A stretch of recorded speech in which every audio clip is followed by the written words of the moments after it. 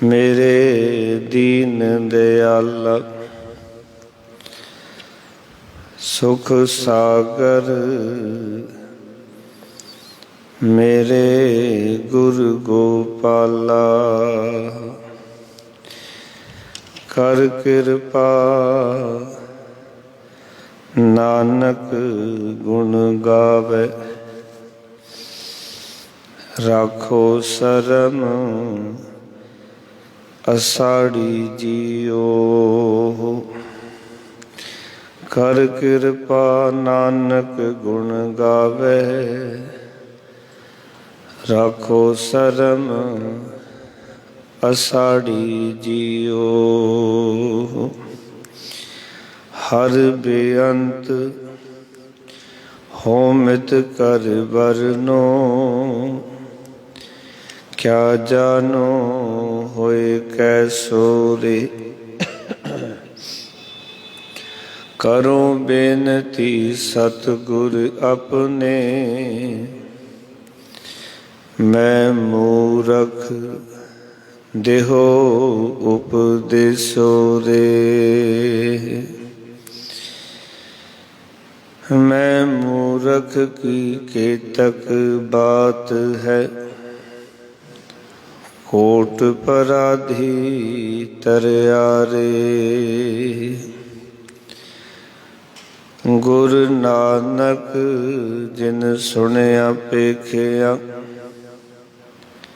से फिर गर्भास न परया रे। गुरु नानक जिन सुनिया पेखिया, से फिर गर्भास न परया रे। सतनाम।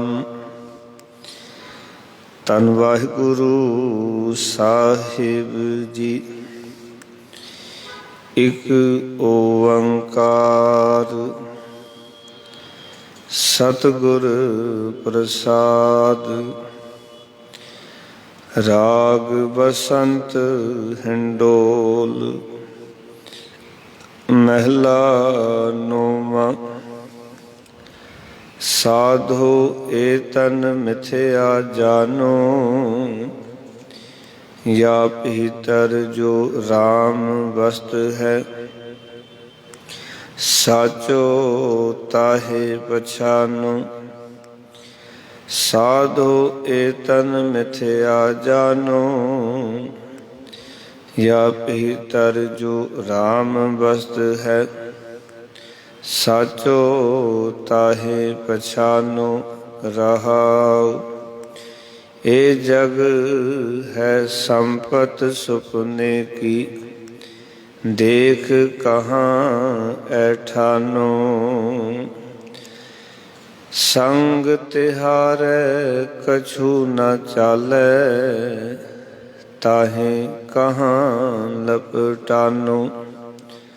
उस्तत निंदा दो पर हर, हर कीरत उर आनो। जन नानक सब ही मैं पूरन, एक पुरख भगवानो।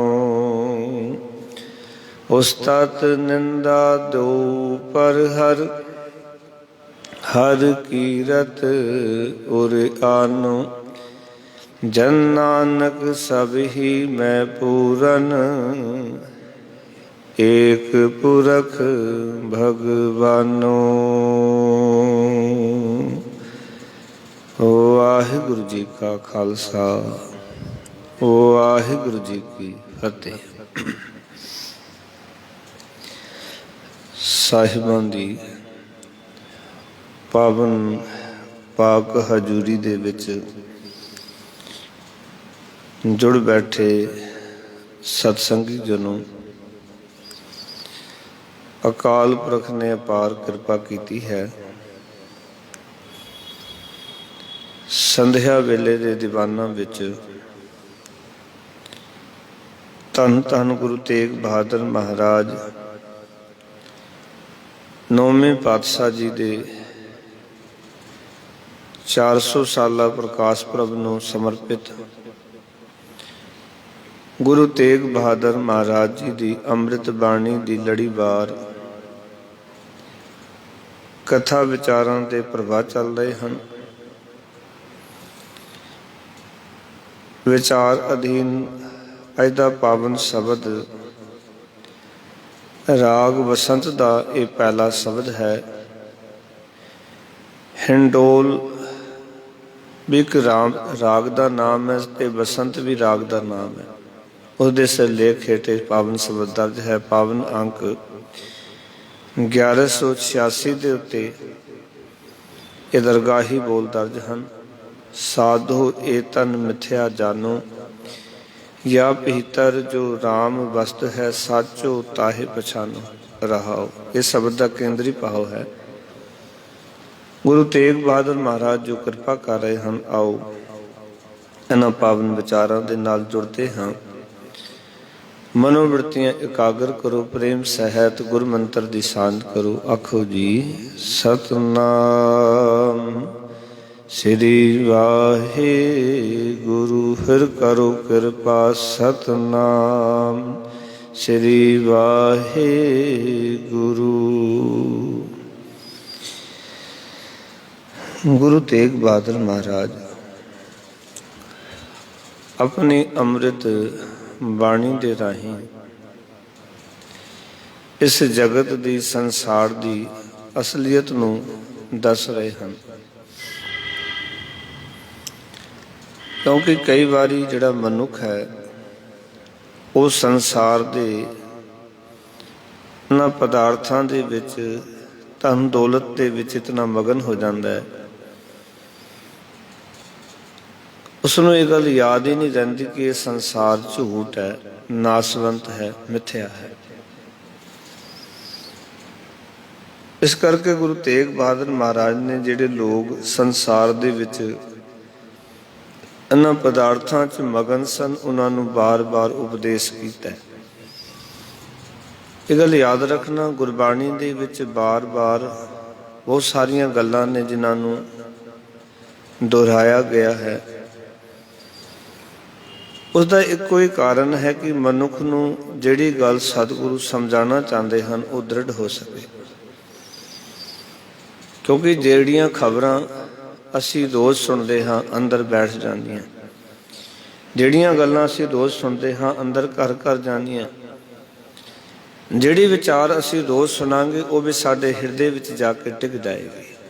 इस करके बार बार सिੱਖੀ ਦੇ अंदर ਆਪਾਂ ਨਿਤਨੇਮ ਦੀ ਗੱਲ ਕਰੀਏ, रोज़ ਉਹੀ है। ਸੁਖਮਨੀ ਸਾਹਿਬ ਦਾ ਪਾਠ ਉਹੀ रोज़ करदा सिख, आसा की वार ਦਾ पाठ ਉਹੀ करदा निता प्रति।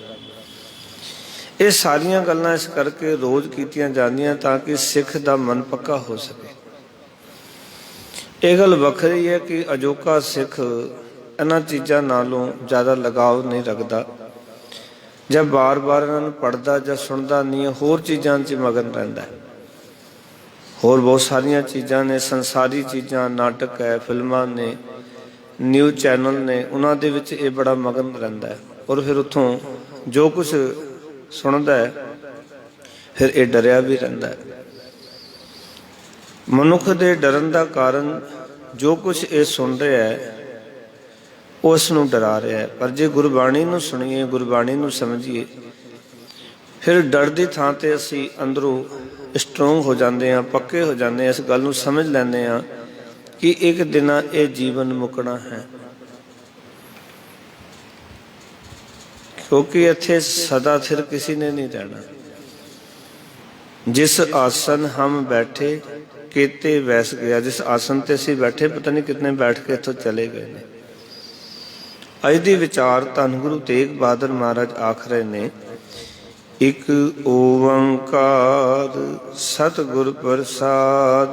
शुरुआत करते ने मूल मंत्र तो,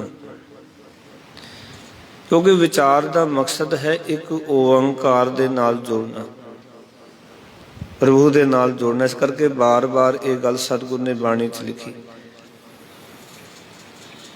लगभग 553 वारी ਇੱਕ ਓੰਕਾਰ ਸਤਿਗੁਰ ਪ੍ਰਸਾਦ ਗੁਰੂ ਗ੍ਰੰਥ ਸਾਹਿਬ ਦੇ ਵਿੱਚ ਆਇਆ।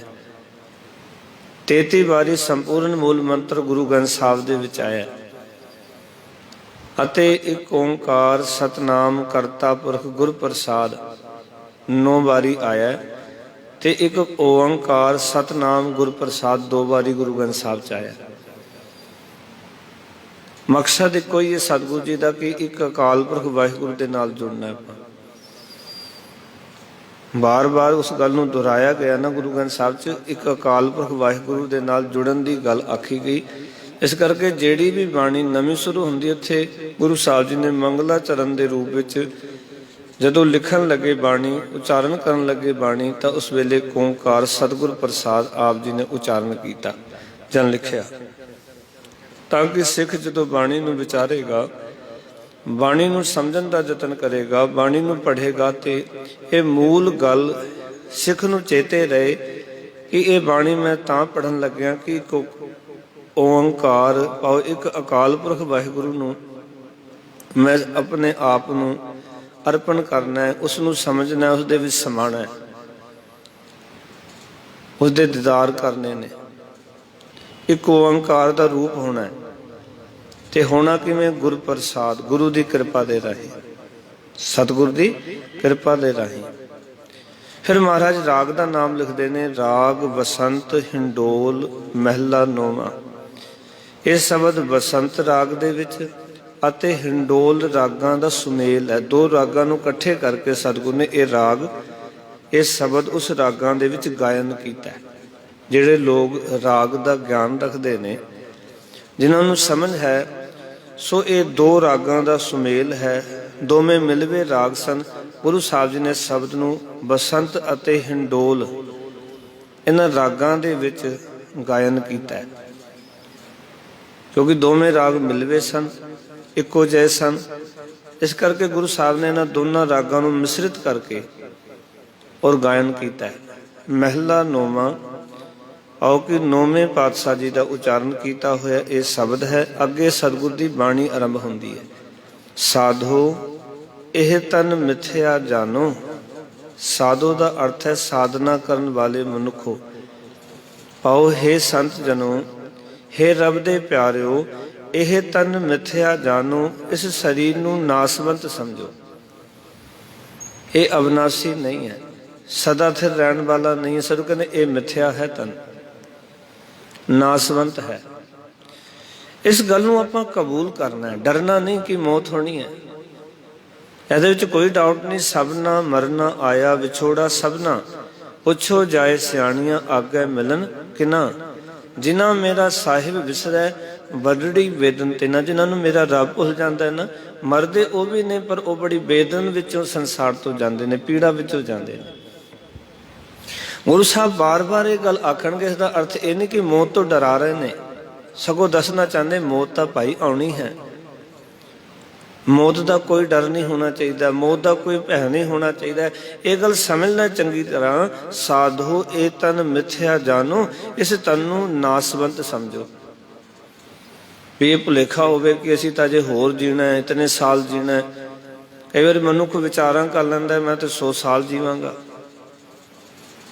ਗੁਰਬਾਣੀ ਕਹਿੰਦੀ ਇਸ ਤਨ ਦਾ ਇੱਕ ਖਿੰਦਾ ਵਿਸਾਰ ਨਹੀਂ, ਬਹੁਤੇ ਸੁਪਨੇ ਦੇਖਣ ਦੀ ਲੋੜ ਨਹੀਂ, ਕਿਉਂਕਿ ਇਹ ਖੇਡ ਪਰਮੇਸ਼ਰ ਦੀ ਹੈ, ਨਾ ਕਿ ਬੰਦਿਆ ਤੇਰੀ ਹੈ। ਇਸ ਕਰਕੇ ਸਤਿਗੁਰ ਅਹਿਸਾਸ ਕਰਾ ਰਹੇ ਨੇ ਕਿ ਇਹ ਤਨ ਨਾਸਵੰਤ ਹੈ। ਫਿਰ ਕਹਿਣ ਲੱਗੇ, ਯਾ ਭੀਤਰ ਜੋ ਰਾਮ ਵਸਤ ਹੈ, ਸਾਚੋ ਤਾਹੇ ਪਛਾਨੋ। ਆਖਣ ਲੱਗੇ ਸਰੀਰ ਵਿੱਚ ਜਿਹੜਾ ਪਰਮਾਤਮਾ ਵਸ ਰਿਹਾ ਹੈ, ਸਿਰਫ ਉਸ ਨੂੰ ਹੀ ਸਦਾ ਕਾਇਮ ਰਹਿਣ ਵਾਲਾ ਸਮਝੋ, ਕਾਇਮ ਰਹਿਣ ਵਾਲਾ ਜਾਣੋ, ਬਾਕੀ ਸਭ ਕੁਝ ਹੀ ਨਾਸਵੰਤ ਹੈ। ਇਹ ਜਿਹੜਾ ਸੰਸਾਰ ਤੁਸੀਂ ਵੇਖਦੇ ਹੋ ਨਾ, ਇਹ ਸੰਸਾਰ ਦੀ ਨਾਸਵੰਤ, ਇਹ ਸਰੀਰ ਵੀ ਨਾਸਵੰਤ, ਪਰ ਇਹ ਸਰੀਰ ਦੇ ਵਿੱਚ ਜਿਹੜਾ ਪਰਮਾਤਮਾ ਵਸ ਰਿਹਾ, ਮਰਕਨ ਉਹਨੂੰ ਹੀ ਸਤ ਜਾਣੋ, ਉਹਨੂੰ ਹੀ ਸਦਾ ਕਾਇਮ ਰਹਿਣ ਵਾਲਾ ਸਮਝੋ। ਉਹ ਹਮੇਸ਼ਾ ਕਾਇਮ ਹੈ। ਜਦੋਂ ਸੰਸਾਰ 'ਚ ਕੁਛ ਨਹੀਂ ਸੀ, ਉਦੋਂ ਵੀ ਉਹ ਅਕਾਲ ਪੁਰਖ ਵਾਹਿਗੁਰੂ ਕਾਇਮ ਸੀ। और जदों संसार दे विच सब कुछ है तां भी कायम है, जदों कुछ नहीं रहेगा तां भी उस मालक ने कायम रहना। कदी वो भी समा सी गुरबाणी च लिखिया सतगुरु ने, अरबद नरबद धुंधुकारा, तरन न गगना हुक्म अपारा, ना दिन रैन चंद ना सूरज, सुन समाद लगाएंदा। जदों कुछ भी नहीं सी, ना सूरज ना चंद्रमा ना दिन ना रात, उस वेले वो अकाल पुरख वाहिगुरु सुन समाधि ला के बैठा होया सी। उस परमात्मा ने पसारा कीता, कीता पसाओ एको कबाओ, तिसते होए लख दरिया। लखां दरिया चल पे, उत्थे आके वाहिगुरु आप इस संसार दे विच बैठा होया, पर है निर्लेप है। इस संसार नूं उसने साजिया, साजे ते पवना पया, पवना ते जल होए, जल ते त्रिभुवन साजिया, घट घट जोत समोए। सच्चे परमात्मा तो पवन पैदा हुई, पवन तो जिहड़ा पानी पैदा होया, साचे ते पवना पया, पवन ते जल होए, जल ते त्रिभुवन साजिया। जल तो तिन्ने भवन साज दिते वाहिगुरु जी ने, ते घट घट जोत समोए, हर एक दे विच अपनी जोत टिका दिती। हर एक शै दे विच मालक दी जोत है। इस करके मालक ने इस गल नूं समझना चंगी तरह कि उस परमात्मा दी जोत है, ते जदों अंत संसार दे विच कुछ भी नहीं रहेगा ना, उस परमात्मा ने रहना। क्योंकि आद सच जुगाद सच है भी सच, नानक होसी भी सच, उसने ही सच रहना है। इस करके गुरु तेग बहादुर महाराज समझान लगे, या भीतर जो राम वस्तु है, साचो ताहे पछानो।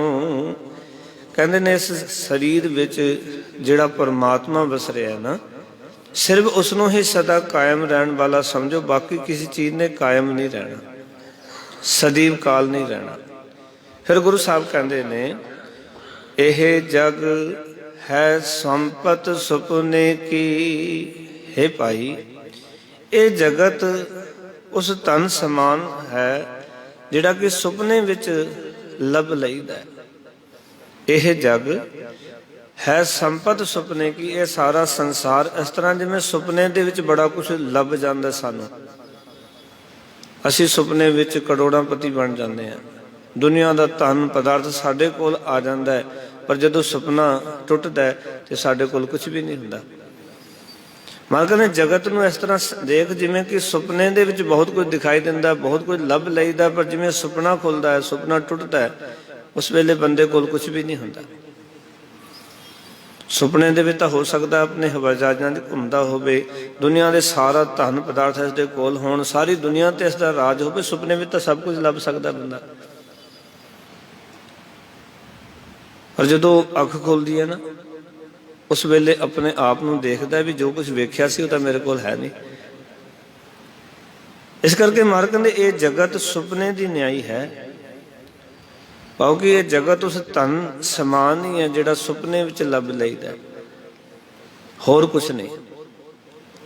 जिस तरह दास कह लवे कि सुपना एक वो जिहड़ा अख बंद हुंदी है, नींद आउंदी है, सुपना आउंदा है, अख खुलदी है, याद करना कि सुपना जिहड़ा वो टुट जाता है, तो जो कुछ मिलिया सी सब कुछ समाप्त हो जाता है। एक जदों असीं माता के गर्भ तो आउंदे हैं, संसार विच अखां बंद हुंदियां ने, ते जदों अखां खुलदियां ने ते संसार दा ये धन पदार्थ दिखाई दिंदा है। ये घर, ये परिवार, सारी चीज़ां सानूं दिखाई देंदियां, पर जदों ये अखां बंद हो जांदियां ने ना, उस वेले उन्हां विच कोई भी चीज़ अपनी नहीं हुंदी।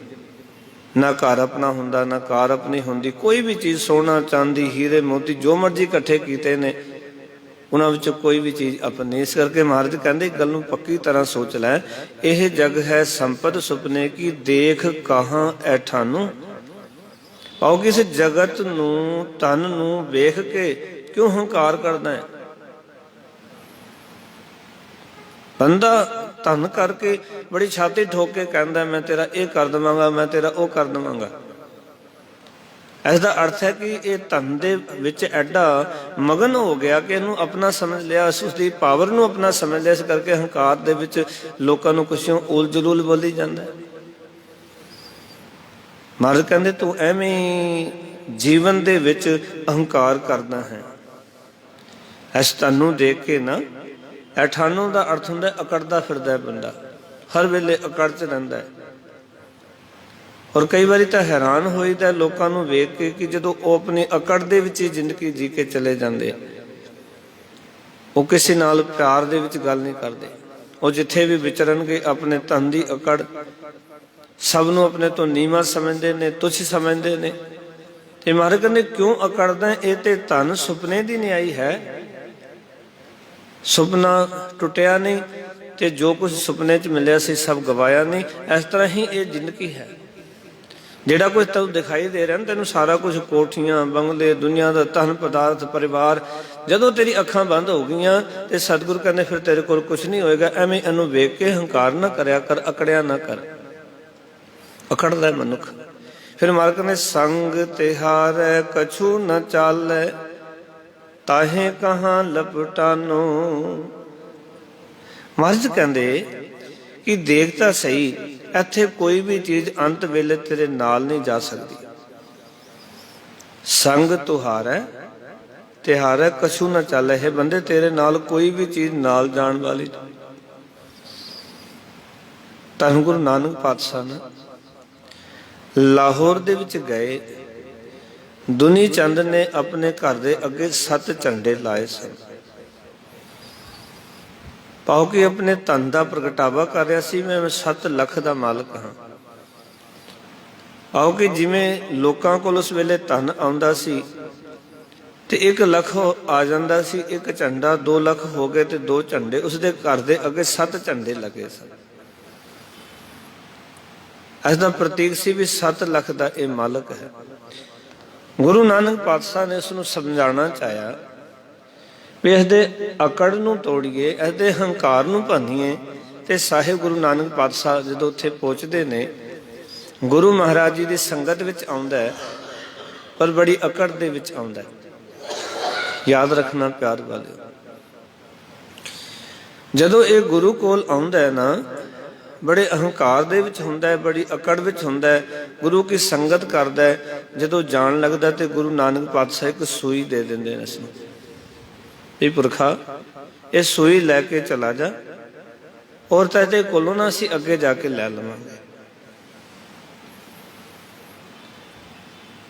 ਬੜਾ ਖੁਸ਼ ਹੁੰਦਾ ਸੂਈ ਲੈਣ ਵੇਲੇ ਵੀ ਗੁਰੂ ਨਾਨਕ ਦੇ ਹੱਥੋਂ ਮੈਨੂੰ ਸੂਈ ਮਿਲੀ ਹੈ, ਵੀ ਇਤਨਾ ਵੱਡਾ ਗੁਰੂ ਜਿਹਦੇ ਹੱਥੋਂ ਮੈਨੂੰ ਇਹ ਪ੍ਰਸਾਦ ਮਿਲਿਆ ਸੂਈ ਦਾ, ਵੀ ਅੱਗੇ ਜਾ ਕੇ ਲੈ ਲਵਾਂਗੇ। ਇਹ ਪਤਾ ਹੀ ਨਹੀਂ ਵੀ ਅੱਗੇ ਤਾਂ ਕੋਈ ਚੀਜ਼ ਜਾਂਦੀ ਨਹੀਂ। ਪਰ ਉਸ ਵੇਲੇ ਤਾਂ ਬੜਾ ਖੁਸ਼ ਸੀ। ਘਰ ਆਇਆ, ਆਪਣੇ ਘਰ ਵਾਲੇ ਨੂੰ ਕਿਹਾ ਵੀ ਗੁਰੂ ਨਾਨਕ ਪਾਤਸ਼ਾਹ ਆਏ ਨੇ ਲਾਹੌਰ ਦੇ ਵਿੱਚ, ਔਰ ਇਹ ਸੂਈ ਦਿੱਤੀ ਹੈ, ਔਰ ਆਖਿਆ ਵੀ ਅੱਗੇ ਜਾ ਕੇ ਤੇਰੇ ਕੋਲੋਂ ਲੈ ਲਵਾਂਗੇ। ਪਤਨੀ ਕਹਿੰਦੀ ਹੈ ਤੁਸੀਂ ਸੂਈ ਲੈ ਕੇ ਆ ਗਏ। ਜਦੋਂ ਸੰਸਾਰ ਨੂੰ ਛੱਡ ਕੇ ਜਾਈਦਾ ਫਿਰ ਕੋਈ ਚੀਜ਼ ਨਾਲ ਨਹੀਂ ਜਾਂਦੀ, ਤੇ ਤੁਸੀਂ ਸੂਈ ਕਿਵੇਂ ਲੈ ਕੇ ਜਾਓਗੇ? ਕਿਉਂਕਿ ਸੂਈ ਤਾਂ ਕੀ ਲੈ ਜਾਓਗੇ, ਜੋ ਤਨ ਉਪਜਿਓ ਸੰਗ ਹੀ ਸੋ ਵੀ ਸੰਗ ਨਾ ਹੋਇਆ। ਜਿਹੜਾ ਨਾਲ ਸਰੀਰ ਲੈ ਕੇ ਆਇਆ ਨਾ, ਇਹ ਵੀ ਨਾਲ ਅੱਗੇ ਨਹੀਂ ਜਾਏਗਾ, ਇਹ ਵੀ ਸ਼ਮਸ਼ਾਨ ਘਾਟ ਤੋਂ ਅੱਗੇ ਨਹੀਂ ਜਾਂਦਾ। ਔਰ ਤੁਸੀਂ ਜੋ ਸੂਈ ਲੈ ਕੇ ਆ ਗਏ ਔਰ ਉਹਨਾਂ ਨੇ ਕਿਹਾ ਅੱਗੇ ਲੈ ਲਵਾਂਗੇ, ਅੱਗੇ ਕਿਵੇਂ ਲੈ ਕੇ ਜਾਓਗੇ ਇਸਨੂੰ? ਜਾਓ ਵਾਪਿਸ ਕਰਕੇ ਆਓ। ਗੁਰੂ ਨਾਨਕ ਪਾਤਸ਼ਾਹ ਤਾਂ ਸਮਝਾਉਣਾ ਚਾਹੁੰਦੇ ਸੀ, ਭਾਈ ਪੁਰਖਾ ਜਿਹੜੇ 7 ਝੰਡੇ ਲਾਏ ਨੇ, ਧਨ ਦਾ ਪ੍ਰਗਟਾਵਾ ਕਰਨਾ ਹੈ, ਮੇਰੇ ਕੋਲ ਇਤਨਾ ਧਨ ਹੈ। ਦੁਨੀ ਚੰਦ ਆਪਣੇ ਆਪ ਨੂੰ ਕਹਿੰਦਾ ਸੀ ਮੇਰੇ ਵਰਗਾ ਧਨੀ ਕੋਈ ਨਹੀਂ ਲਾਹੌਰ ਦੇ ਵਿੱਚ। ਗੁਰੂ ਨਾਨਕ ਪਾਤਸ਼ਾਹ ਕੋਲ ਵਾਪਸ ਪੁੱਜਿਆ, ਕਹਿਣ ਲੱਗਾ ਮਹਾਰਾਜ ਇਹ ਸੂਈ ਤੁਸੀਂ ਆਪ ਰੱਖ ਲਵੋ, ਇਹ ਸੂਈ ਮੈਂ ਅੱਗੇ ਲੈ ਕੇ ਕਿਵੇਂ ਜਾਵਾਂਗਾ? ਅੱਗੇ ਤਾਂ ਇਹ ਸਰੀਰ ਵੀ ਨਹੀਂ ਜਾਂਦਾ ਤੇ ਸੂਈ ਕਿਵੇਂ ਜਾਏਗੀ? ਗੁਰੂ ਨਾਨਕ ਪਾਤਸ਼ਾਹ ਨੇ ਇੱਕ ਗੱਲ ਪੁੱਛੀ, ਪੁਰਖਾ ਜਿਹੜੇ 7 ਝੰਡੇ ਲਾਏ ਨੇ, ਇਤਨਾ ਧਨ ਇਕੱਠਾ ਕੀਤਾ ਹੈ ਕਿ ਇਹ ਅੱਗੇ ਨਾਲ ਲੈ ਕੇ ਜਾਏਗਾ? ਜੇ ਤੂੰ ਕਹਿੰਦਾ ਇੱਕ ਛੋਟੀ ਜੀ ਨਿੱਕੀ ਜੀ ਸੂਈ ਇਹ ਵੀ ਨਾਲ ਨਹੀਂ ਜਾ ਸਕਦੀ, ਤੇ ਇਤਨਾ ਧਨ ਜਿਹੜੇ 7 ਝੰਡੇ ਲਾਏ, ਇਤਨਾ ਧਨ ਇਕੱਠਾ ਕੀਤਾ ਕਿ ਨਾਲ ਜਾਏਗਾ? ਕਹਿਣ ਲੱਗਾ ਨਹੀਂ ਸੱਚੇ ਪਾਤਸ਼ਾਹ। ਫਿਰ ਗੁਰੂ ਸਾਹਿਬ ਕਹਿੰਦੇ ਫਿਰ ਅਹੰਕਾਰ ਕਿਉਂ? ਫਿਰ ਲੋਕਾਂ ਨੂੰ ਸਤਾਉਂਦਾ ਕਿਉਂ ਹੈ? ਲੋਕਾਂ ਦੇ ਹੱਕ ਕਿਉਂ ਮਾਰਦਾ ਹੈ? ਇਹ ਗੱਲ ਯਾਦ ਰੱਖਣਾ। ਬਹੁਤੀ ਮਾਇਆ ਜਿਹੜੀ ਹੈ ਨਾ, ਗੁਰੂ ਨਾਨਕ ਪਾਤਸ਼ਾਹ ਆਖਦੇ ਨੇ ਪਾਪਾ ਵਾਜੋ ਹੋਵੇ ਨਾਹੀ, ਮੁਆ ਸਾਥ ਨਾ ਜਾਈ। ਪਾਪਾ ਤੋਂ ਬਿਨਾਂ ਇਕੱਠੀ ਨਹੀਂ ਹੁੰਦੀ ਤੇ ਮਰਨ ਲੱਗਿਆ ਸਾਥ ਨਹੀਂ ਜਾਂਦੀ। ਪਾਪਾਂ ਤੋਂ ਬਿਨਾ ਇਕੱਠੀ ਨਹੀਂ ਹੁੰਦੀ ਤੇ ਮਰਨ ਲੱਗਿਆ ਸਾਥ ਨਹੀਂ ਜਾਂਦੀ। ਗੱਲ ਸਮਝ ਆ ਗਈ। ਜੋ ਲੋਕਾਂ ਦੇ ਹੱਕ ਮਾਰਦਾ ਸੀ, ਬਹੁਤੇ ਨੇ ਜਿਹੜੇ ਲੇਬਰ ਦਾ ਹੱਕ ਖਾ ਜਾਂਦੇ ਨੇ, ਰਿਕਸ਼ੇ ਵਾਲੇ ਦਾ ਹੱਕ ਖਾ ਜਾਂਦੇ ਨੇ, ਰੇਹੜੀ ਵਾਲੇ ਦਾ ਹੱਕ ਖਾ ਜਾਂਦੇ ਨੇ। ਮੋਲ ਤੇ ਜਾਂਦੇ ਨੇ, ਉੱਥੇ ਕੋਈ ਤੋਲ ਭਾਵ ਨਹੀਂ, ਕੋਈ ਰੇਟ ਨਹੀਂ, ਤੇ ਰੇਹੜੀ ਵਾਲੇ ਨੂੰ ਕਹਿਣਗੇ 5 ਰੁਪਏ ਛੱਡ ਦੇ। ਭਾਵੇਂ ਉਹ ਮੋਲ ਤੋਂ ਘੁੰਮ ਕੇ ਆਈਏ, ਬਾਅਦ ਚ ਪੁੱਛੀਏ ਰੇਟ, ਭਾਵੇਂ ਉਹਦੇ ਰੇਟ ਘੱਟ ਨੇ, ਫਿਰ ਵੀ ਬੰਦਾ ਕਹਿੰਦਾ ਹੋਰ 2 ਰੁਪਏ ਛੱਡ ਦੇ, 4 ਰੁਪਏ ਛੱਡ ਦੇ, 10 ਰੁਪਏ ਘੱਟ ਕਰ ਲੈ। ਪਰ ਮੋਲ ਵਾਲੇ ਨੂੰ ਜਿਤਨਾ ਲਿਖਿਆ ਉਤਨਾ ਪੂਰਾ ਦੇ ਕੇ ਆਉਂਦੇ ਆ। ਇਹ ਸਾਡੀ ਮਨੋਵਿਰਤੀਆਂ, ਸਾਡੇ ਅੰਦਰ ਦਾ ਇਸ ਤਰ੍ਹਾਂ ਦਾ ਸਿਸਟਮ ਹੈ। ਉੱਥੇ ਅਸੀਂ ਮਤਲਬ ਕਈ ਗੁਣਾ ਵੱਧ ਪੈਸਾ ਦੇਣ ਚ ਸਟੈਂਡ ਸਮਝਦੇ ਆਪਣਾ, ਵੀ ਅਸੀਂ ਉੱਚੀ ਦੁਕਾਨ ਤੇ ਆਏ ਹਾਂ। ਪਰ ਗਰੀਬ ਦੀ ਸੇਵਾ ਕਰਨੀ, ਗਰੀਬ ਦੇ ਹੱਕ ਦੇਣੇ, ਇਹ ਅਸੀਂ ਸੋਚਦੇ ਵੀ ਇਹ ਤਾਂ ਠੀਕ ਨਹੀਂ ਨਾ। ਰੋਜ਼ ਦੇਖੀਦਾ। ਹੁਣ ਇੱਕ ਰੇੜੀ ਵਾਲਾ ਥੱਲੇ ਗੁਰਦੁਆਰੇ ਖਲੋਤਾ ਸੀ ਤੇ ਇੱਕ ਬੀਬੀ ਤੇ ਇੱਕ ਪਿੱਛੇ ਬੱਚਾ ਬੈਠਾ ਸੀ, ਰੁਕੀ ਆ ਕੇ। ਸ਼ਾਇਦ ਉਸਨੇ ਰੇਟ ਪੁੱਛੇ, और रेट कोई ज़्यादा नहीं सन, पर वो कहने लगी तू तो बहुत महंगा ला रहे हैं। अगे चली गई। फिर हमें महंगा जाके ले लिया हो मॉल विचों, पर एक बंदे तो नहीं लेना, क्योंकि फिर मॉल च चले गए तो फिर वापस आना तो हिट ही होनी है। असी इस तरह के सिस्टम रखे हुए हैं। महाराज ने दुनी चंद ने एक गल समझाई उथे कि देख, पापां तो बिना बहुती माया हक मारन तो बिना कट्ठी नहीं हुंदी, ते मरन लगे साथ कोई नहीं जाती। महाराज हुण की करा? महाराज कहंदे ये पाप कर्म जेड़े छड़ दे, तैनूं समझ आ गई है भी सोई भी अगे नहीं जा सकती, ते इस 7 लख जिहड़ा इकट्ठा कीता ये भी अगे नहीं जाएगा। इन्हां दे नाल मनुखता दी सेवा कर। अज तो बाद सच्ची ते सुच्ची किरत कर। वो किरत जिस किरत नूं करके गुरु नानक भी खड़ के कह सके कि यह सुख दी किरत सच्ची है। नहीं तो गुरु नानक ने कहना है, हक पराया नानका उस सुअर उस गाय, गुरु पीर हामा तां पर है जब मुर्दार ना खाए। गुरु पीर हामा तां भरेगा जो मुर्दार ना खावे, पराया हक ना खावे। नहीं तो गुरु ने हामी कोई नहीं भरनी। सच्ची सुच्ची किरत। इस करके इत्थे भी गुरु तेग बहादुर महाराज आखन लगे, संग तिहार है कछू ना चल है। तेरे नाल कोई भी चीज नहीं जानी, सोई तक भी नहीं जानी। संग तिहार है कछू ना चल है, ताहे कहाँ लपटानो। महाराज आखन लगे फिर इस नाल क्यों चिमड़िया होया? ये गल समझ ले। सतगुरु कहते ने भी सोई भी तेरे नाल नहीं जानी, फिर इस धन दे नाल क्यों चिमड़िया होया? मेरा मेरा करके जिंदगी गवा रहे हैं।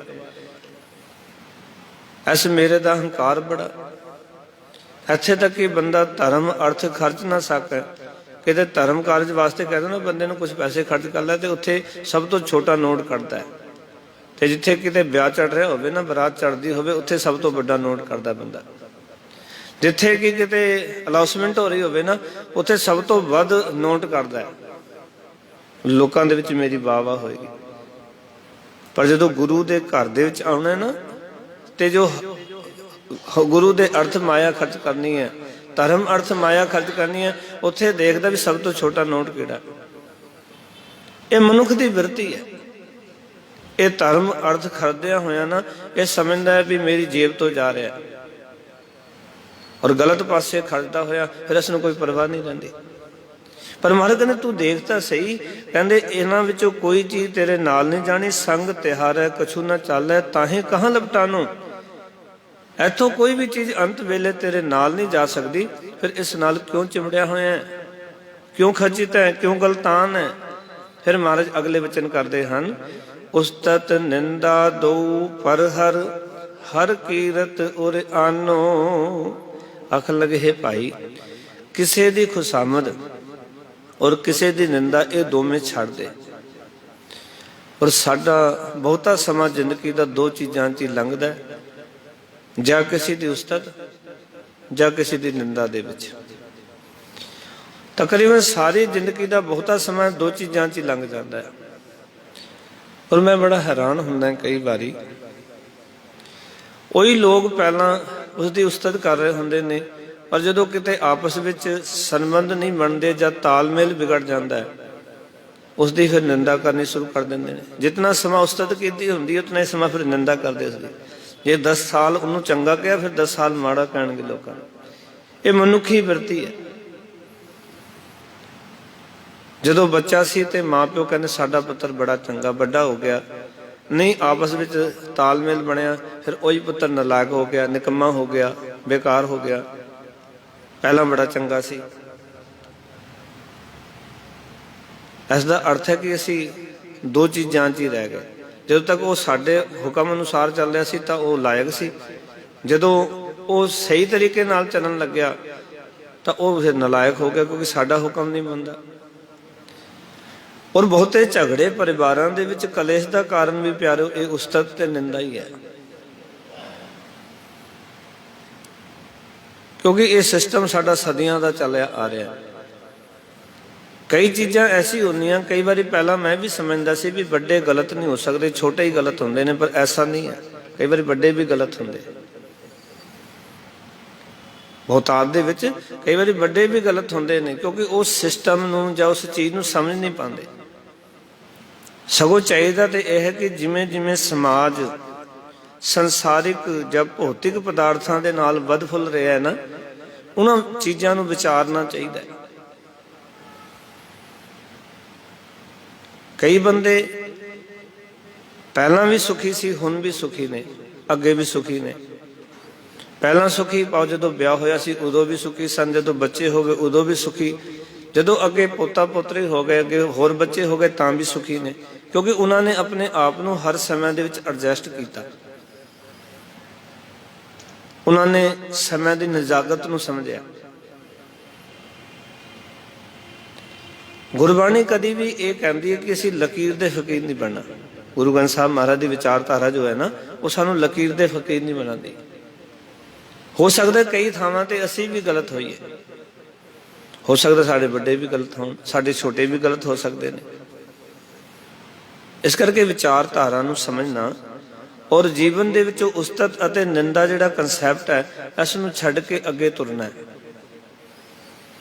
ਔਰ ਜੇ ਪੂਰੀ ਜ਼ਿੰਦਗੀ ਅਸੀਂ ਕਿਸੇ ਦੀ ਉਸਤਤ ਵਿੱਚ, ਖੁਸ਼ਾਮਦ ਵਿੱਚ ਰਵਾਂਗੇ ਔਰ ਕਿਸੇ ਦੀ ਨਿੰਦਾ ਵਿੱਚ ਰਵਾਂਗੇ ਤਾਂ ਅਸੀਂ ਕਦੀ ਵੀ ਰੱਬ ਦੀ ਕੀਰਤੀ ਨਹੀਂ ਕਰ ਸਕਾਂਗੇ। ਇਸ ਕਰਕੇ ਤੁਸੀਂ ਧਿਆਨ ਨਾਲ ਸਮਝਣਾ ਗੱਲ ਨੂੰ। ਜਦੋਂ ਤੁਸੀਂ ਗੁਰਦੁਆਰੇ ਆਉਂਦੇ ਹੋ ਨਾ, ਜਿਨ੍ਹਾਂ ਦੀ ਤੁਸੀਂ ਕਰਦੇ ਹੋ ਉਸਤਤ, ਬਸ ਦੇਖਦੇ ਸਾਰ ਤੁਹਾਡੇ ਮਨ ਵਿੱਚ ਆ ਜਾਂਦਾ ਵੀ ਮੇਰਾ ਆਪਣਾ ਆ ਗਿਆ। ਤੁਸੀਂ ਸ਼ਬਦ ਵੀ ਭੁੱਲ ਜਾਂਦੇ ਹੋ, ਕੀਰਤਨ ਕਥਾ ਸਭ ਕੁਝ ਭੁੱਲ ਜਾਂਦੇ ਵੀ ਮੇਰਾ ਆਪਣਾ ਆ ਗਿਆ, ਉਸਤਤ ਵਿੱਚ ਚਲਾ ਗਿਆ ਧਿਆਨ। ਜਦੋਂ ਕਿਸੇ ਨਾਲ ਕੋਈ ਲੜਾਈ ਹੋਈ ਹੋਵੇ, ਕੋਈ ਬੋਲ ਬਤਲਾਨ ਹੋਇਆ ਹੋਵੇ ਤੇ ਉਹ ਆ ਜਾਏ ਤੇ ਅਸੀਂ ਮੱਥੇ ਤੇ ਤੂੜੀਆਂ ਪੈ ਜਾਂਦੀਆਂ, ਅਸੀਂ ਨਿੰਦਾ ਵਾਲੇ ਪਾਸੇ ਚਲੇ ਜਾਂਦੇ। ਇਸ ਨੂੰ ਸੁਖਮਨੀ ਸਾਹਿਬ 'ਚ ਲਿਖਿਆ ਮਹਾਰਾਜ ਨੇ। ਸਤਿਗੁਰ ਕਹਿੰਦੇ ਨੇ, ਕਹਿੰਦੇ ਜਬ ਧਾਰੈ ਕੋ ਵੈਰੀ ਮੀਤ, ਤਬ ਲਗ ਨਿਹਚਲ ਨਾਹੀ ਚੀਤ। ਜਦੋਂ ਤੂੰ ਕਿਸੇ ਨੂੰ ਵੈਰੀ ਬਣਾਉਂਦਾ ਹੈ ਤਾਂ ਧਿਆਨ ਵੈਰੀ ਚਲਾ ਜਾਂਦਾ, ਕਿਸੇ ਨੂੰ ਮਿੱਤਰ ਬਣਾਉਂਦਾ ਧਿਆਨ ਮਿੱਤਰ 'ਚ ਚਲਾ ਜਾਂਦਾ, ਤੇਰਾ ਚਿੱਤ ਇਕਾਗਰ ਨਹੀਂ ਹੁੰਦਾ। ਬੜੇ ਕੀਮਤੀ ਬਚਨ ਨੇ ਸਤਿਗੁਰ ਦੀ ਬਾਣੀ 'ਚ। ਇਹ ਗੱਲ ਵੱਖਰੀ ਹੈ ਕਿ ਅਸੀਂ ਰੋਜ਼ ਪੜ੍ਹ ਕੇ ਨਿਕਲ ਜਾਂਦੇ ਹਾਂ, ਉਸਨੂੰ ਸਮਝਣ ਦਾ ਯਤਨ ਨਹੀਂ ਕਰਦੇ, ਉਸਨੂੰ ਵਿਚਾਰਨ ਦਾ ਯਤਨ ਨਹੀਂ ਕਰਦੇ ਵੀ ਲਿਖਿਆ ਕੀ ਬਾਪੂ ਨੇ ਸਾਡੇ। ਦੇਖੋ ਬੜਾ ਸਪਸ਼ਟ ਲਿਖਿਆ ਕਿ ਜਬ ਧਾਰੈ ਕੋ ਵੈਰੀ ਮਿਤ, ਜਦੋਂ ਕੋਈ ਮਨੁੱਖ ਕਿਸੇ ਨੂੰ ਵੈਰੀ ਬਣਾ ਲੈਂਦਾ ਔਰ ਕਿਸੇ ਨੂੰ ਮਿੱਤਰ ਧਾਰਨ ਕਰ ਲੈਂਦਾ, ਤਬ ਲਗ ਨਿਹਚਲ ਨਾਹੀ ਚਿਤ, ਉਦੋਂ ਤੱਕ ਮਨੁੱਖ ਦਾ ਮਨ ਤੇ ਮਨੁੱਖ ਦਾ ਚਿੱਤ ਨਿਹਚਲ ਨਹੀਂ ਹੁੰਦਾ। ਨਿਹਚਲ ਦਾ ਅਰਥ ਹੈ ਟਿਕਾਓ ਵਿੱਚ ਆ ਜਾਣਾ। ਟਿਕਾਓ 'ਚ ਆਉਂਦਾ ਹੀ ਨਹੀਂ, ਤੇ ਟਿਕਾਓ 'ਚ ਨਹੀਂ ਆਏਗਾ ਤੇ ਗੁਸਤਾਖੀ ਮਾਫ, ਉਸਤਤ ਹੀ ਨਹੀਂ ਹੋ ਸਕਦੀ। ਉਸਤਤ ਉਸ ਦਿਨਾਂ ਸ਼ੁਰੂ ਹੋਏਗੀ ਜਿਸ ਦਿਨਾਂ ਤੁਸੀਂ ਉਸਤਤ ਨਿੰਦਾ ਤਿਆਗ ਦਿਓਗੇ, ਜਿਸ ਦਿਨਾਂ ਵੈਰੀ ਤੇ ਮਿੱਤਰ ਛੱਡ ਦਿਓਗੇ। ਤਾਂ ਹੀ ਗੁਰੂ ਸਾਹਿਬ ਨੇ ਆਖਿਆ ਸੀ ਕਿ ਵਿਸਰ ਗਈ ਸਭ ਤਾਤ ਪਰਾਈ, ਜਬ ਤੇ ਸਾਧ ਸੰਗਤ ਮੋਹਿ ਪਾਈ, ਨਾ ਕੋ ਵੈਰੀ ਨਹੀਂ ਵਿਗਾਨਾ ਸਗਲ ਸੰਗ ਹਮਕੋ ਬਣਿਆ। ਇਹ ਤਰੀਕੇ ਨੇ ਗੁਰਬਾਣੀ 'ਚ ਜਿਹੜੇ ਸਾਨੂੰ ਦੱਸੇ ਬਾਪੂ ਨੇ ਸਾਡੇ। ਇਹ ਸਾਰਿਆਂ ਦੇ ਨਾਲ ਪਿਆਰ, ਕੋਈ ਆਪਣਾ ਨਹੀਂ, ਕੋਈ ਬੇਗਾਨਾ ਨਹੀਂ, ਸਾਰੇ ਰੱਬ ਦੇ ਬੰਦੇ ਨੇ। ਸਾਨੂੰ ਤੇ ਇਹ ਕਿਹਾ ਗਿਆ ਕਿ ਅਵਲ ਅੱਲਾ ਨੂਰ ਉਪਾਇਆ, ਕੁਦਰਤ ਕੇ ਸਭ ਬੰਦੇ ਏਕ ਨੂਰ ਤੇ ਸਭ ਜਗ ਉਪਜਿਆ ਕੌਣ ਭਲੇ, ਕੋ ਮੰਦੇ ਲੋਗਾ ਭਰਮ ਨਾ ਭੁੱਲੋ ਭਾਈ, ਖਾਲਕ ਖਲਕ ਖਲਕ ਮੈਂ ਖਾਲਕ ਪੂਰ ਰਹਿਓ, ਸਰਬ ਠਾਈ ਸਾਰਿਆਂ 'ਚ ਬਸ ਰਿਹਾ ਵਾਹਿਗੁਰੂ। ਕਿਉਂਕਿ ਸਤਿਗੁਰ ਕਹਿੰਦੇ ਮਾਟੀ ਏਕ ਅਨੇਕ ਭਾਂਤ ਕਰ, ਸਾਜੀ ਸਾਜਨਹਾਰ ਹੈ। ਮਿੱਟੀ ਇੱਕੋ ਹੀ ਹੈ ਸਾਰਿਆਂ ਦੀ, ਸਾਜਣਹਾਰ ਵੀ ਇੱਕੋ ਹੀ ਕੁਮਿਹਾਰ ਹੈ ਪਰਮਾਤਮਾ। ਮਾਟੀ ਏਕ ਅਨੇਕ ਭਾਂਤ ਕਰ, ਅਨੇਕਾਂ ਤਰ੍ਹਾਂ ਦੇ ਭਾਂਡੇ। ਜਿਵੇਂ ਘੁਮਿਆਰ ਨੂੰ ਵੇਖੋ ਨਾ, ਚੱਪਣੀ ਵੀ ਬਣਾ ਦਿੰਦਾ ਹੈ, ਹਾਂਡੀ ਵੀ ਬਣਾ ਦਿੰਦਾ ਹੈ, ਘੜਾ ਵੀ ਬਣਾ ਦਿੰਦਾ ਹੈ, ਹੋਰ ਸਾਰੇ ਭਾਂਡੇ ਬਣਾ ਦਿੰਦਾ, ਮਟਕੀ ਵੀ ਬਣਾ ਦਿੰਦਾ, ਵੱਡਾ ਘੜਾ ਵੀ ਛੋਟਾ ਵੀ, ਮਿੱਟੀ ਤਾਂ ਇੱਕੋ ਹੀ ਹੈ। ਚਿੱਪਾ ਵੀ ਹੋ ਜਾਂਦਾ ਕਈ ਵਾਰੀ, ਕੁੱਬ ਵੀ ਨਿਕਲ ਜਾਂਦਾ ਕਈ ਵਾਰੀ, ਇਹਨਾਂ ਸਰੀਰਾਂ 'ਚ ਵੀ ਨਿਕਲ ਜਾਂਦਾ। ਬਣਾਉਣ ਵਾਲਾ ਤਾਂ ਵਾਹਿਗੁਰੂ ਹੈ ਨਾ। ਕਈ ਵਾਰੀ ਅਸੀਂ ਕਿਤੇ ਕੁੱਬ ਨੂੰ ਵੇਖ ਕੇ, ਕਿਤੇ ਨੈਣ ਨਕਸ਼ ਨੂੰ ਦੇਖ ਕੇ ਕਹਿੰਦੇ ਹਾਂ ਕਿ ਕਿੱਦਾਂ ਦਾ ਬੰਦਾ, ਪਰ ਇਹ ਨਹੀਂ ਦੇਖਦੇ ਵੀ ਬਣਾਉਣ ਵਾਲਾ ਜਿਹੜਾ ਕਾਰੀਗਰ ਕੋਈ ਹੋਰ ਹੈ। ਉਸ ਮੇਰਾ ਵੀ ਉਹੀ ਹੈ, ਉਸਦਾ ਵੀ ਉਹੀ ਹੈ। ਉਹਦੀ ਮਰਜ਼ੀ, ਜਿਵੇਂ ਮਰਜ਼ੀ ਭਾਂਡੇ ਬਣਾਇਓ। ਮਾਟੀ ਏਕ ਅਨੇਕ ਭਾਂਤ ਕਰ, ਸਾਜੀ ਸਾਜਨ ਹਾਰੈ ਨਾ ਕਛ ਪੋਚ। ਮਾਟੀ ਕੇ ਭਾਂਡੇ ਨਾ ਕਛ ਪੋਚ ਕੁਮਾਰੈ। ਨਾ ਮਿੱਟੀ ਦੇ ਭਾਂਡਿਆਂ 'ਚ ਕੋਈ ਕਮੀ ਹੈ, ਨਾ ਹੀ ਕੁਮਿਹਾਰ ਦੇ ਵਿੱਚ ਕੋਈ ਕਮੀ ਹੈ, ਬਣਾਉਣ ਵਾਲੇ 'ਚ ਵੀ ਕੋਈ ਕਮੀ ਹੈ। ਪਰ ਸਾਨੂੰ ਹੁਣ ਕਰਨਾ ਕੀ ਚਾਹੀਦਾ? ਜਦੋਂ ਸਾਰੇ ਭਾਂਡੇ ਪਰਮਾਤਮਾ ਦੇ, ਫਿਰ ਇੱਕ ਕੰਮ ਕਰਨਾ ਚਾਹੀਦਾ। ਗੁਰੂ ਤੇਗ ਬਹਾਦਰ ਮਹਾਰਾਜ ਆਖਣ ਲੱਗੇ, ਕਹਿੰਦੇ ਨੇ ਉਸਤਤ ਨਿੰਦਾ ਦੋ ਪਰ ਹਰ, ਪਰੇ ਛੱਡ ਦੇ, ਦੋਵੇਂ ਨੂੰ ਪਾਸੇ ਕਰ ਦੇ। ਨਾ ਕਿਸੇ ਦੀ ਖੁਸ਼ਾਮਦ, ਨਾ ਕਿਸੇ ਦੀ ਉਸਤਤ। ਕਰਨਾ ਕੀ ਹੈ? ਹਰ ਕੀਰਤ ਉਰ ਆਨੋ, ਸਿਰਫ ਪਰਮਾਤਮਾ ਦੀ ਸਿਲਸਿਲਾ ਆਪਣੇ ਹਿਰਦੇ ਵਿੱਚ ਵਸਾਓ। ਉਰ ਮਾਨੇ ਹਿਰਦਾ, ਆਨੋ ਦਾ ਅਰਥ ਹੈ ਲੈ ਕੇ ਆਓ, ਪਾਓ, ਹਿਰਦੇ ਵਿੱਚ ਵਸਾਓ। ਪਰਮਾਤਮਾ ਦੀ ਉਸਤਤ, ਵਾਹਿਗੁਰੂ ਦੀ ਸਿਫਤ ਆਪਣੇ ਹਿਰਦੇ ਵਿੱਚ ਵਸਾਓ। ਜਿਸ ਦਿਨ ਉਸਤਤ ਬਣ ਗਈ, ਵਸ ਗਈ ਨਾ ਰੱਬ ਦੀ, ਸੱਚ ਹੈ ਉਸ ਨਾਲ ਕੋਈ ਆਪਣਾ ਬਿਗਾਨਾ ਨਹੀਂ ਰਹਿਣਾ। ਫਿਰ ਭਾਈ ਕਨ੍ਹਈਆ ਜੀ ਵਰਗੀ ਜ਼ਿੰਦਗੀ ਹੋਏਗੀ, ਫਿਰ ਉਹਨਾਂ ਦੇ ਵਰਗਾ ਜੀਵਨ ਹੋਏਗਾ। ਗੁਰੂ ਗੋਬਿੰਦ ਸਿੰਘ ਮਹਾਰਾਜ ਸਾਰਿਆਂ ਵਿੱਚ ਤੁਹਾਡੇ ਦੀਦਾਰ ਹੁੰਦੇ ਨੇ। ਮੈਂ ਲੋਕਾਂ ਨੂੰ ਨਹੀਂ ਪਾਣੀ ਪਿਲਾਉਂਦਾ, ਦਸਵੇਂ ਪਾਤਸ਼ਾਹ ਮੈਂ ਤੁਹਾਨੂੰ ਪਾਣੀ ਪਿਲਾਉਂਦਾ। ਕਿਉਂ? ਕਿਉਂਕਿ ਹਿਰਦੇ ਵਿੱਚ ਵਾਹਿਗੁਰੂ ਵਸ ਗਿਆ। ਹਿਰਦੇ ਵਿੱਚ ਹਰੀ ਪਰਮਾਤਮਾ ਦੀ ਕੀਰਤੀ ਹਿਰਦੇ ਵਿੱਚ ਵਸ ਗਈ। ਤੇ ਧੰਨ ਗੁਰੂ ਤੇਗ ਬਹਾਦਰ ਮਹਾਰਾਜ ਆਖਣ ਲੱਗੇ, ਜਨ ਨਾਨਕ ਸਭ ਹੀ ਮੈਂ ਪੂਰਨ, ਏਕ ਪੁਰਖ ਭਗਵਾਨੋ। ਆਖਣ ਲੱਗੇ, ਹੇ ਦਾਸ ਨਾਨਕ ਆਖੇ ਭਾਈ, ਸਿਰਫ ਇੱਕ ਪਰਮਾਤਮਾ ਹੀ ਹੈ, ਉਹ ਵਾਹਿਗੁਰੂ ਹੀ ਹੈ ਜਿਹੜਾ ਸਲਾਨ ਯੋਗ ਹੈ। ਸਭ ਹੀ ਮੈਂ ਪੂਰਨ, ਏਕ ਪੁਰਖ ਭਗਵਾਨੋ। ਇੱਕ ਅਕਾਲ ਪੁਰਖ ਹੀ ਹੈ ਜਿਹੜਾ ਸਲਾਨ ਯੋਗ ਹੈ, ਔਰ ਸਭ ਜੀਵਾਂ 'ਚ ਵਿਆਪਕ ਹੈ। ਉਹ ਕਿਸੇ ਵਿੱਚ ਘੱਟ ਤੇ ਵੱਧ ਨਹੀਂ। ਉਹ ਤਾਂ ਚੀਟੀ ਤੇ ਕੁੰਚਰ ਅਸਥੂਲਾ, ਸਭ ਪਰ ਕਿਰਪਾ ਦ੍ਰਿਸ਼ਟ ਕਰ ਫੂਲਾ। ਕੀੜੀ ਦੇ ਉੱਤੇ ਵੀ ਉਤਨੀ ਕਿਰਪਾ ਕਰੇ, ਹਾਥੀ ਦੇ ਉੱਤੇ ਵੀ ਉਤਨੀ ਕਿਰਪਾ। ਕੀੜੀ ਵਿੱਚ ਵੀ ਉਤਨਾ ਹੀ ਸੱਤਾ ਹੈ, ਹਾਥੀ ਵਿੱਚ ਵੀ ਉਤਨੀ ਸੱਤਾ ਹੈ। ਇਹ ਨਾ ਸਮਝੋ ਵੀ ਕੀੜੀ ਛੋਟੀ ਹੈ ਤੇ ਉਹਦੇ ਸੱਤਾ ਘੱਟ ਹੈ, ਨਹੀਂ। ਉਤਨੀ ਸੱਤਾ ਮਹਾਰਾਜ ਨੇ ਪਾਈ ਹੈ। ਹਾਥੀ ਵਿੱਚ ਵੀ ਉਤਨੀ ਸੱਤਾ ਪਾਈ ਹੈ ਪਰਮਾਤਮਾ, ਉਤਨੀ ਤਾਕਤ ਪਾਈ ਹੋਈ ਹੈ। ਉਹ ਵਿਆਪਕ ਹੈ। ਉਹ ਤਾਂ ਘਟ ਘਟ ਮੈਂ ਹਰਜੂ ਵਸੈ, ਸੰਤਨ ਕਹਿਓ ਪੁਕਾਰ। ਹਰ ਇੱਕ ਘਟ 'ਚ ਵਿਆਪਕ ਵਸ ਰਿਹਾ। ਇਸ ਕਰਕੇ ਗੁਰੂ ਤੇਗ ਬਹਾਦਰ ਮਹਾਰਾਜ ਕਹਿੰਦੇ ਨੇ, ਜਨ ਨਾਨਕ ਸਭ ਹੀ ਮੈਂ ਪੂਰਨ, ਹੇ ਦਾਸ ਨਾਨਕ ਆਖੇ ਭਾਈ। ਸਿਰਫ ਉਹ ਪਰਮਾਤਮਾ ਅਕਾਲ ਪੁਰਖ ਵਾਹਿਗੁਰੂ ਹੈ ਜਿਹੜਾ ਸਲਾਨਯੋਗ ਹੈ ਤੇ ਸਾਰਿਆਂ ਦੇ ਵਿੱਚ ਸਰਬ ਵਿਆਪਕ ਹੈ, ਪੂਰਨ ਹੈ। ਏਕ ਪੁਰਖ ਭਗਵਾਨੋ, ਪੁਰਖ ਦਾ ਅਰਥ ਹੈ ਵਿਆਪਕ, ਪੂਰਿਆ ਹੋਇਆ। ਇੱਕ ਭਗਵਾਨ ਹੀ ਹੈ ਜਿਹੜਾ ਸਾਰਿਆਂ 'ਚ ਵਿਆਪਕ ਹੈ, ਸਾਰਿਆਂ ਦੇ ਵਿੱਚ ਪੂਰਨ ਹੈ। ਪੂਰਨ ਤੌਰ ਤੋਂ ਉਹੀ ਹੈ ਕਿ ਜਿਹੜਾ ਸਲਾਨਯੋਗ ਹੋਵੇ, ਉਹੀ ਹੈ ਜਿਹੜਾ ਵਡਿਆਨਯੋਗ ਹੋਵੇ। ਇਸ ਕਰਕੇ ਗੁਰਬਾਣੀ ਵਿੱਚ ਕਿਤੇ ਨਹੀਂ ਲਿਖਿਆ ਕਿ ਤੂੰ ਬੰਦਿਆਂ ਦੀ ਉਸਤਤ ਕਰ, ਹਰ ਥਾਂ ਤੇ ਲਿਖਿਆ ਪਰਮਾਤਮਾ ਦੀ ਉਸਤਤ ਕਰ, ਵਾਹਿਗੁਰੂ ਦੀ ਸਿਫਤ ਸਲਾਹ ਕਰ। ਸਗੋਂ ਸਾਨੂੰ ਤੇ ਆਖਿਆ ਕਿ ਮਾਨੁ ਕੀ ਟੇਕ ਵਿਰਥੀ ਸਭ ਜਾਨ, ਦੇਵਨ ਕੋ ਇੱਕ ਹੈ ਭਗਵਾਨ। ਸਾਨੂੰ ਤਾਂ ਆਖਿਆ ਕਿ ਕਹੋ ਮਾਨੁਖ ਤੇ ਕਿਆ ਹੋਏ ਆਵੇ, ਜੋ ਤਿਸ ਭਾਵੈ ਸੋਈ ਕਰਾਵੇ। ਇਸ ਕੈ ਹਾਥ ਹੋਏ ਤਾਂ ਸਭ ਕੁਛ ਲੈ, ਜੋ ਤਿਸ ਭਾਵੈ ਸੋਈ ਕਰੇ। ਬੰਦੇ ਦੇ ਹੱਥ ਨਹੀਂ ਹੈ। ਇਸ ਕਰਕੇ ਅੱਜ ਦੀ ਵਿਚਾਰ ਦੇ ਰਾਹੀਂ ਇਹ ਪਾਵਨ ਜੋ ਅਗੰਮੀ ਬੋਲ ਨੇ ਸਾਹਿਬਾਨ ਨੇ ਸਾਨੂੰ ਬਖਸ਼ੇ ਹਨ, ਅਸੀਂ ਇਹਨਾਂ ਬੋਲਾਂ ਦੇ ਰਾਹੀਂ ਆਪਣੇ ਮਨ ਨੂੰ ਪੱਕਾ ਕਰੀਏ ਕਿ ਇਹ ਜਗ ਹੈ ਸੰਪਤ ਸੁਪਨੇ ਕੀ, ਦੇਖ ਕਹਾਂ ਐਠਾਨੋ। ਸੰਗ ਤਿਹਾਰੈ ਕਛੂ ਨਾ ਚਾਲੈ, ਤਾਹੇ ਕਹਾਂ ਲਪਟਾਨੋ। ਜੋ ਦੇਖ ਕੇ ਅਸੀਂ ਬੜੇ ਅਕੜ ਵਿੱਚ ਰਹਿੰਦੇ ਹਾਂ, ਕੋਈ ਵੀ ਚੀਜ਼ ਨਾਲ ਜਾਣ ਵਾਲੀ ਨਹੀਂ ਹੈ। ਇੱਕੋ ਹੀ ਚੀਜ਼ ਹੈ ਜੋ ਸਾਡੇ ਨਾਲ ਜਾਣੀ, ਉਹ ਪਰਮਾਤਮਾ ਦੀ ਸਿਫਤ ਹੈ। ਸੋ ਇਤਨੇ ਬਚਨ ਪ੍ਰਵਾਨ। ਸਾਰਿਆਂ ਦਾ ਧੰਨਵਾਦ ਜੀ। ਆਇਆਂ ਨੂੰ ਗੁਰੂ ਸਾਹਿਬ ਆਪ ਕਿਰਪਾ ਕਰਨ ਕਿ ਅਸੀਂ ਇਸ ਸ਼ਬਦ ਦੀ ਵਿਚਾਰ ਨਾਲ ਜੁੜ ਕੇ ਜੋ ਸਾਡੇ ਭਰਮ ਭੁਲੇਖੇ ਨੇ ਉਹਨਾਂ ਨੂੰ ਦੂਰ ਕਰੀਏ ਅਤੇ ਇਸ ਜਗਤ ਨੂੰ ਨਾਸਵੰਤ ਸਮਝ ਕੇ ਆਪਣੇ ਉਸ ਮਾਲਕ ਨੂੰ ਸਿਮਰੀਏ ਜਿਹੜਾ ਸਦਾ ਸਥਿਰ ਰਹਿਣ ਵਾਲਾ ਹੈ। ਜਿਨ੍ਹਾਂ ਨੇ ਸਿਮਰਿਆ ਉਹਨਾਂ ਦੇ ਹੋ ਜਾਣਗੇ ਇਹ ਲੋਕ ਸੁਖੀਏ ਪਰ ਲੋਕ ਸਵੇਲੇ ਨਾਨਕ ਹਰ ਭਉ ਆਪੇ ਮਿਲੇ। ਧੰਨਵਾਦ ਜੀ ਸਾਰਿਆਂ ਦਾ। ਜੀ ਆਇਆਂ ਨੂੰ ਫਤਿਹ ਦੀ ਸਾਂਝ ਕਰੋ। ਆਖੋ ਜੀ ਵਾਹਿਗੁਰੂ ਜੀ ਕਾ ਖਾਲਸਾ ਵਾਹਿਗੁਰੂ ਜੀ ਕੀ ਫਤਿਹ।